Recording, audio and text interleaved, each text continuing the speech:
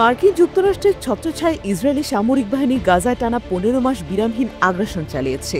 শুধু তাই নয়, নেতানিয়াহুর দেশকে বিশ্বের বিভিন্ন পর্যায়ে সমর্থন পেতে সাহায্য করেছে ওয়াশিংটন। এবার গাজায় যুদ্ধাপরাধীর অভিযোগে আন্তর্জাতিক অপরাধ আদালত আইসিসি ইসরায়েলি প্রধানমন্ত্রী বেনিয়ামিন নেতানিয়াহু ও সাবেক প্রতিরক্ষা মন্ত্রী ইয়োভ গ্যালান্টের বিরুদ্ধে গ্রেপ্তারি পরোয়ানা জারি করেছে। এর জেরে আইসিসির উপর নিষেধাজ্ঞা আরোপের একটি বিল পাস করতে চায় যুক্তরাষ্ট্র। তবে যুক্তরাষ্ট্রের বন্ধুকে বাঁচানোর রাস্তায় বাধা হয়ে দাঁড়িয়েছে যুক্তরাষ্ট্রেরই সিনেটের ডেমোক্র্যাট সদস্যরা।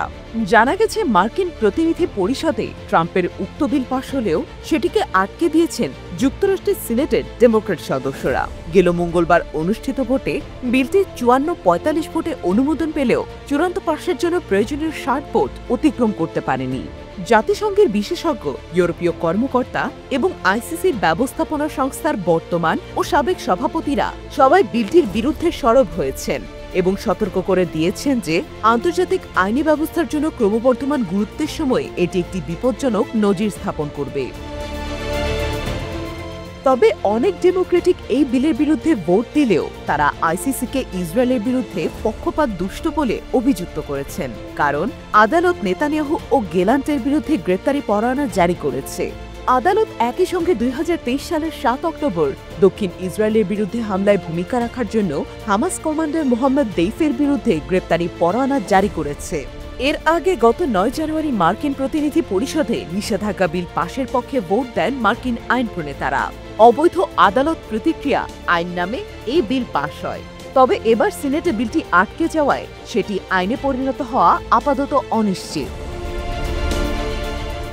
ভোটের আগে ডেমোক্রেটিক পার্টির নেতা চাক শুমার বলেন, আমি এই নিষেধাজ্ঞা বিলকে সমর্থন করি এবং এটিকে আইন হিসেবে দেখতে চাই, যদিও আমি ইসরায়েলের বিরুদ্ধে আইসিসির পক্ষপাতিত্বের বিরোধিতা করি। তিনি আরও বলেন, বর্তমান বিলটি খারাপভাবে খসড়া করা হয়েছে এবং এতে গুরুতর সমস্যা রয়েছে।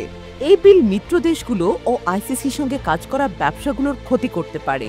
তিনি বিলের ভাষা সংশোধনের জন্য নতুন করে আলোচনায় বসতে রিপাবলিকানদের প্রতি আহ্বান জানান।